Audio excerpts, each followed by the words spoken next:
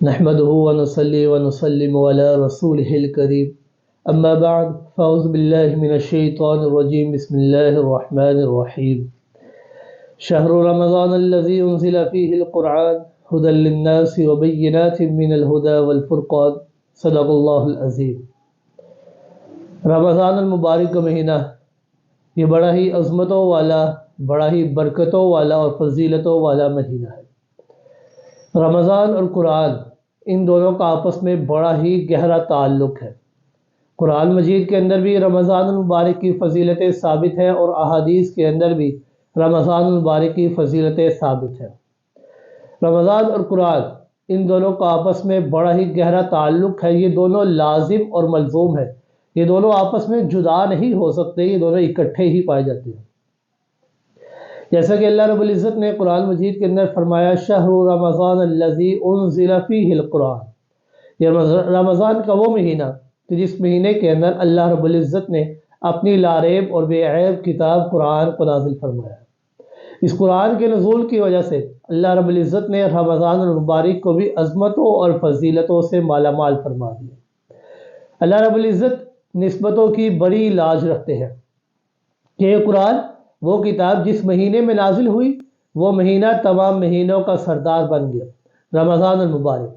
یہ کتاب جس رات میں نازل ہوئی وہ رات بھی تمام راتوں کی سردار بن گئی۔ انا انزلناہ فی لیلۃ القدر، لیلۃ القدر کی رات میں ہم نے اس کو نازل فرمایا ہے۔ یہ قرآن، اس کا حفظ کرنے والا حافظ قرآن تو اپنی جگہ پر، لیکن اس کے والدین کے اوپر بھی اللہ رب العزت اتنے انعامات کا نزول فرمائیں گے کہ کل قیامت کے دن اللہ رب العزت ان کو ایک ایسا تاج ان کے سروں پر سجائیں گے کہ جس کی روشنی اتنی تیز ہوگی کہ لوگ سوال کریں گے کہ اللہ کیا یہ صحابہ ہے، کیا یہ انبیاء ہے، کیا یہ شہداء ہے، کیا یہ صالحین ہے؟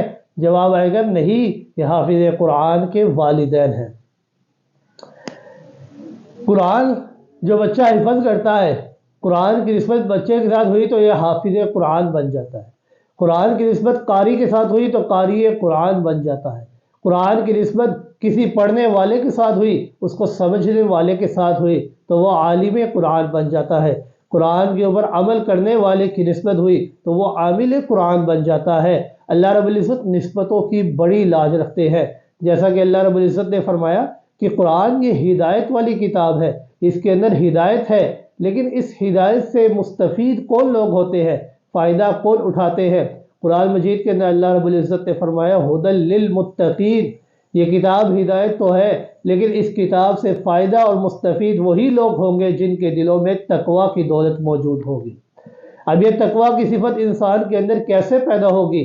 تو اللہ رب العزت نے فرمایا یا ایھا الذین آمنوا کتب علیکم الصیام کما کتب علی الذین من قبلکم لعلکم تتقون، کہ یہ روزے کی بدولت تمہارے اندر تقویٰ کی صفت پیدا ہوگی۔ ان دونوں کا آپس میں بڑا ہی گہرا تعلق ہے، ہم ان دونوں کو جدا نہیں کر سکتے۔ قرآن یہ کتاب رحمت ہے، وَنُنَزِّلُ مِنَ الْقُرْآنِ مَا هُوَ شِفَاءٌ وَرَحْمَةٌ لِّلْمُؤْمِنِينَ، یہ قرآن کے لیے شفا ہے مؤمنین کے لیے اور رحمت ہے مؤمنین کے لیے۔ اور رمضان المبارک کے مہینے کے متعلق رسول اکرم صلی اللہ علیہ وآلہ وسلم نے فرمایا اولہ رحمہ، کہ اس کا پہلا اشرہ رحمتوں سے بھرپور ہے۔ اس لحاظ سے بھی ان کے اندر بڑا ہی گہرا تعلق ہے۔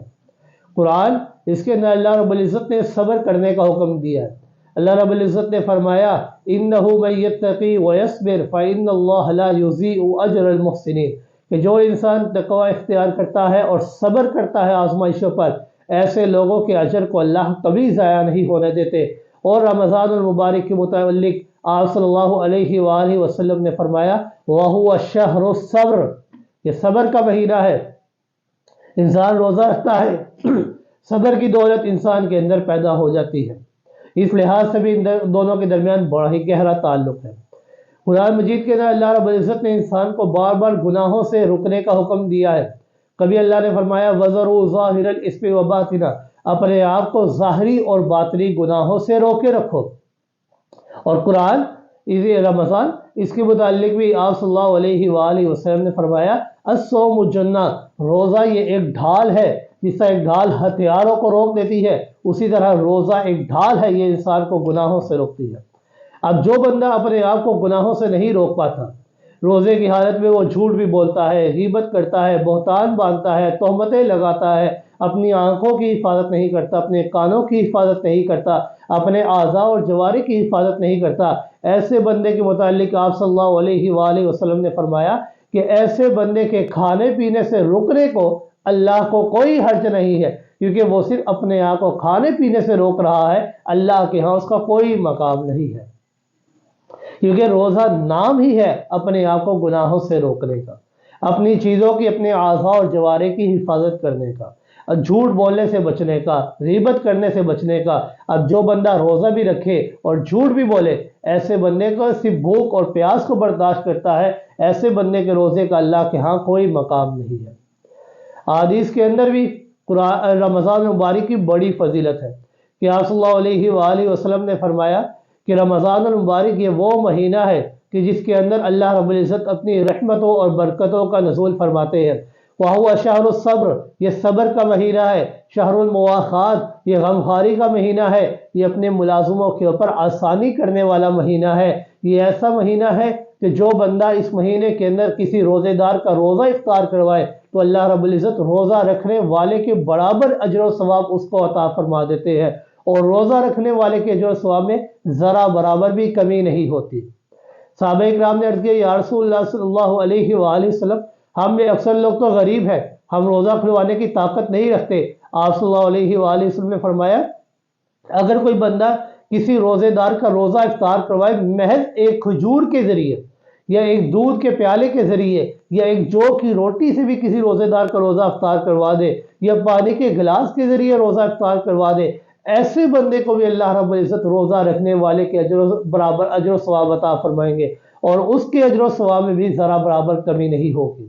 یہ ایسا مہینہ ہے کہ آپ صلی اللہ علیہ وآلہ وسلم نے فرمایا، اولہ رحمہ وَأَوْسَطُهُ مغفرہ وَآخِرُهُ عِتْقٌ مِّنَ النَّارِ، جس کا پہلا حصہ رحمتوں سے بھرپور، دوسرا حصہ مغفرت والا ہے، اور تیسرا حصہ جہنم سے خلاصی والا ہے۔ یہ ایسا مہینہ ہے کہ اس مہینے کے اندر اللہ رب العزت نے جنت کے دروازوں میں سے ایک دروازے کا نام بھی ریان رکھ دیا ہے، باب الریان، جس دروازے سے صرف اور صرف روزے دار ہی داخل ہوں گے اور کوئی داخل نہیں ہو سکتا۔ اللہ رب العزت سے دعا ہے کہ اللہ رب العزت ہمیں اس مہینے کی صحیح معنوں میں قدر کرنے کی توفیق عطا فرمائے۔ وما علینا الا البلاغ المبین۔